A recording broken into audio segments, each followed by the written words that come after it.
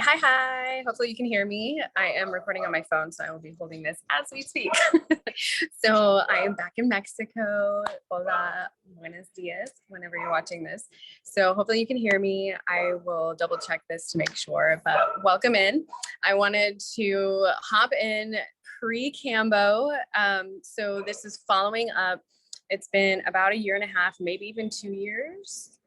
I want to say it's been definitely a year and a half. I will double check since I've done Kambo the last time, and I am going to do Kambo again tomorrow. I'm going to do the same one a day, 3 days in a row, because it is recommended to do 3 sessions, whether it's over a month or once a month, or you can do 3 back to back. I like to do it that way because it just gets it done with. I don't like puking or the nauseous feeling. And it just kind of feels like a reset for me. So it's been a year and a half since I did Kambo. If you've gone back and watched my original docu-series, I was in a depression. I was in a total funk. My therapist had recommended potentially doing like a short-term antidepressant. And I was like, I just don't want to do it because I've heard such horror stories of people trying to come off of them. And you know me, I'm just kind of more of a natural girl, and I like to look to alternative medicines for things. So since then, after the 3 days, a year and a half ago, I was sleeping through the night, all the way through the night, and have since then. Prior to that, I had trouble sleeping and or would not feel rested upon waking because I have Hashimoto's. I was diagnosed with it a couple years ago. I've had symptoms of it forever, but I've kept it in remission, so to speak, or kept the antibody numbers low, just through diet and different things like Kambo, and just mostly a lot with my diet and lifestyle. So since the year and a half, I've felt great.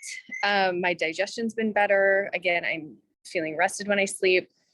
And I've just noticed that since I've been working online and sitting a lot more and not being quite as active, that I was feeling a little bit sluggish and feeling like just having a little bit more inflammation than normal with my diet and my stomach and different things. So I just want to do a hard reset, and Kambo is really good for that.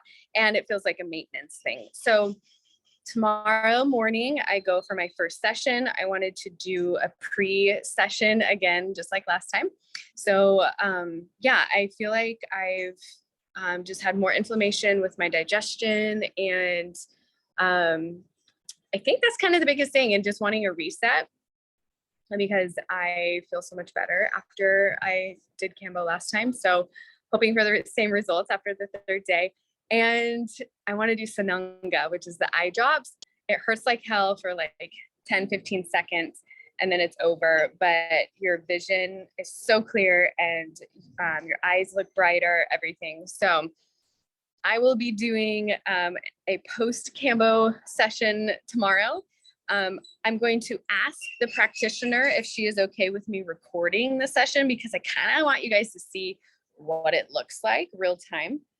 If she doesn't, I will be hosting a retreat with a practitioner in April, and you'll get to see the whole, what it looks like, the whole process while it's happening.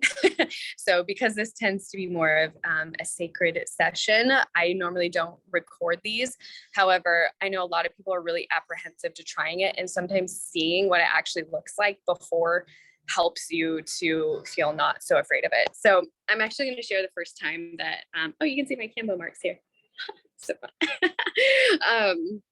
So the first time I saw and heard of Kambo was when I went to go do ayahuasca in Peru about, I think it's like 8 or 9 years ago. And they had a practitioner there that they were like, oh, if you want to do Kambo before ayahuasca, you can. It helps you with your purge and all the things. And I was not interested in it. I was like, frog poison. But I want to clarify too that technically it is not frog poison. What's in the frog goo basically is peptides. And there's a whole science around this, and I'll have more information for you on soon too.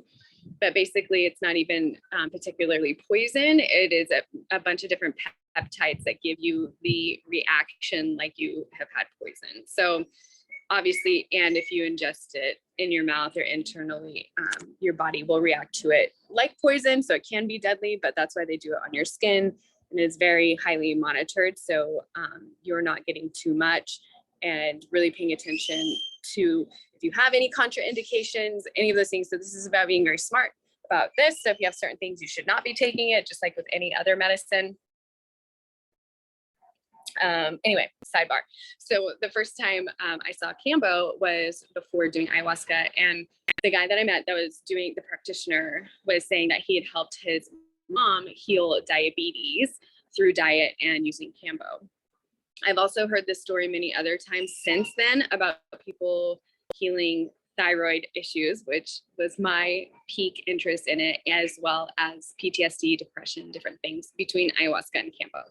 So for me, that piqued my interest because it's not something you have to take every single day. And when you work with diet, lifestyle, and these medicines, it can have really big results for people where they don't have to necessarily go on to daily pharmaceuticals that can hurt their liver and have really negative impacts on the rest of their life.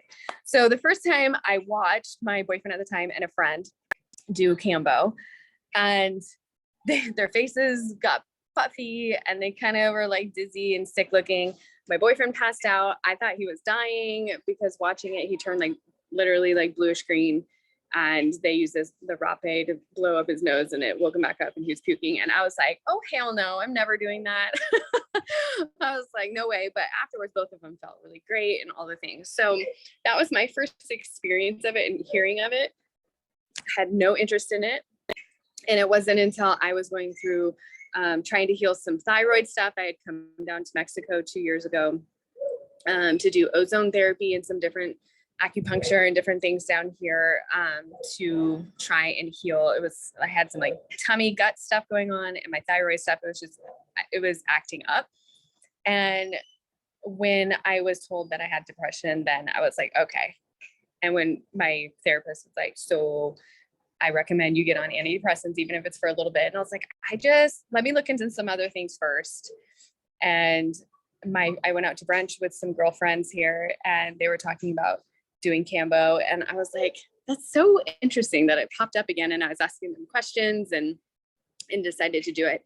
And again, it felt freaking amazing afterwards. So I know it sounds scary, and absolutely do your due diligence and research all of this and find practitioners who've been trained very well and know what the contraindications are. And contraindications are the things that you should not be taking this medicine if you have them. So always, like with any other medical stuff, like look into that and speak with people and research it before just going and doing things. So anyway, I just want to share that, and I'll have more for you tomorrow. I'm hoping that she lets me record some of these. So basically, I won't make you guys watch me like barfing or anything, but the process of them doing the burn marks and different things like that. So if I have her permission, we'll see. And either way, you'll see me after the session. I'll share how I'm feeling. And again, just do another little docu-series so you guys can just see how it goes. And if it's something that you're curious about, feel free to reach out and ask questions or just share your experiences. I can't wait to hear them. And we'll chat with you soon. Bye.